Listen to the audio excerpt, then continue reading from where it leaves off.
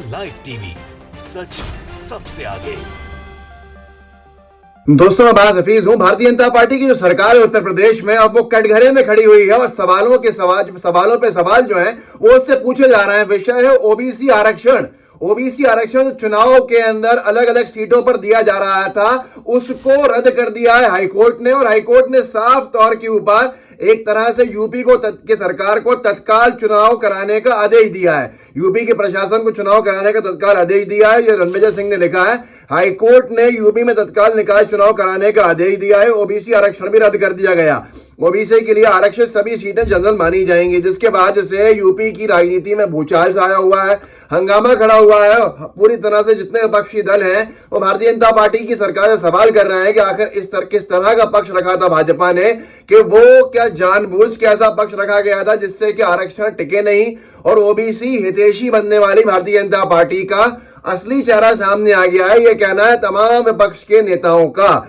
सबसे ज्यादा हमलावर हुए हैं इसमें उत्तर प्रदेश के एबीपी गंगा ने लिखा है, यूपी निकाय चुनाव पर एचसी के फैसले पर शिवपाल यादव का बड़ा बयान यह है शिवपाल यादव का, जनहित टाइम में जिसको छापा, इतनी आसानी से कमजोर होने नहीं दिया जा सकता है। शिवपाल ने आरक्षण को लेकर आंदोलन की दी चेतावनी, आरक्षण के लिए बड़े से बड़ा आंदोलन करेंगे, ये कहना है शिवपाल यादव का। सभी कार्यकर्ता आंदोलन के लिए तैयार रहें। अब सीधे तौर के ऊपर उत्तर प्रदेश की राजनीति के अंदर एक भूचाल सा है। आंदोलन खड़े होने वाले हैं वहां पर, और वो उत्तर प्रदेश जहां ओबीसी के आसपास राजनीति घूमती रही है और बीजेपी ने अपने आप को ओबीसी हितैषी बताया है, उस उत्तर प्रदेश के अंदर अब भारतीय जनता पार्टी से एक बहुत बड़ा वर्ग सवाल कर रहा है, जो ओबीसी वर्ग है, जिसको हिंदी में अन्य पिछड़ा वर्ग कहते हैं, कि हमारा आरक्षण जो चुनाव के अंदर मिलना था वो क्यों जाने दिया, आखिर ऐसा कैसा पक्ष रखा था। और इसके ऊपर बहुत सारी चीजें भी कही जा रही हैं, जिसके अंदर से एक बात कही है डॉक्टर पल्लवी पटेल ने, जो अपना दल की हैं।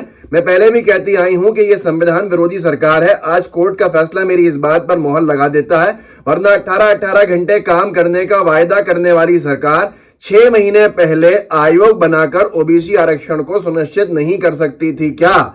ये सवाल पूछा उन्होंने, और इसके अंदर एक बहुत बड़ी बात भी कही है कि अगर इनको ओबीसी आरक्षण को बचाना ही था तो ये सीधे तौर के ऊपर एक आयोग बनाते और आयोग बनाकर ओबीसी आरक्षण को सुनिश्चित कर सकते थे। अब ये सवाल का जवाब भारतीय जनता पार्टी के नेताओं को देना है। और इसमें आगे पल्लवी पटेल ने लिखा है, इस फैसले ने ओबीसी हकमारी में एक और अध्याय जोड़ दिया है। अब यहां पर लोग सबसे बड़ा अगर कोई सवाल पूछ रहे हैं तो वो केशव प्रसाद मौर्य जी से पूछ रहे हैं कि उप मुख्यमंत्री वो ओबीसी कोटे से बनाए गए हैं और आज की तारीख के अंदर उन्होंने क्या किया। प्रशांत कनौजिया ने लिखा है, क्या केशव प्रसाद मौर्य जी समाज का सौदा करने के लिए भाजपा में बैठे हो? निकाय में ओबीसी आरक्षण रद्द हो गया, भाजपा ने ऐसे ही लीडर रखे हुए हैं जो उप मुख्यमंत्री पद के लिए करोड़ों मौर्य समाज की वोट बेच दे रहे हैं। इसके ऊपर और क्या कुछ कहा है कांग्रेस को लेकर, दिलीप मंडल ने बड़ी टिप्पणी करी है। दिलीप मंडल ने लिखा है, कांग्रेस जब तक केंद्र में थी ओबीसी आरक्षण सुरक्षित रहा, कांग्रेस शासन में मंडल कमीशन लागू हुआ, शिक्षा में कोटा अर्जुन सिंह ने दिया, जो कांग्रेस के ही नेता थे, वहीं उसी से मंत्री थे, एचआरडी मिनिस्टर। बीजेपी आने के बाद ओबीसी आरक्षण खत्म हो रहा है। देश की आधी आबादी के साथ अन्याय करके बीजेपी देश पर राज नहीं कर पाएगी। #ओबीसी विरोधी योगी इस्तीफा दो।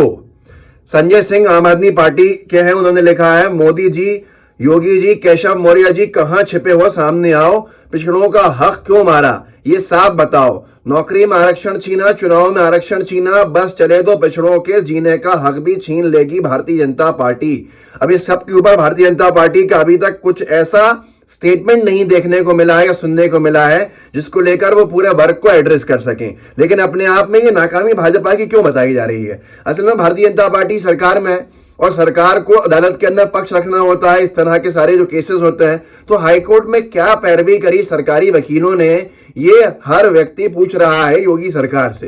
योगी आदित्यनाथ जी से लोग ये भी कह रहे हैं कि आप बातें तो करते हैं, आपकी सरकार और आपकी पार्टी एक विचारधारा पे चली कि मुसलमानों का हक छीनते हुए दिखा रहे थे, लेकिन कर कुछ और गए और ओबीसी वर्ग का हक ही छिन गया।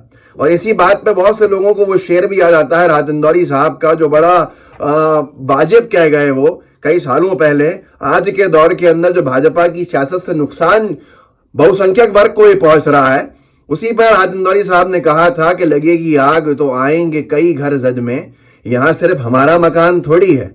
और यही हुआ कि कब भारतीय जनता पार्टी की विचारधारा के लोग और उनकी नीतियां जो एक समुदाय विशेष को टारगेट करने के लिए बनाई गई और एक समुदाय विशेष से उसके अधिकार छीनने की बातें करी गई। यहां तक कहा गया कि इनसे वोट का अधिकार भी छीन लो, और वही नीतियां बनाने वाले कुछ ऐसी नीतियां बना के चले गए और पक्ष ऐसा रखा अदालत के अंदर इतना नचर कि ओबीसी वर्ग से ही उसका जो निकाय का आरक्षण है वो छिन गया।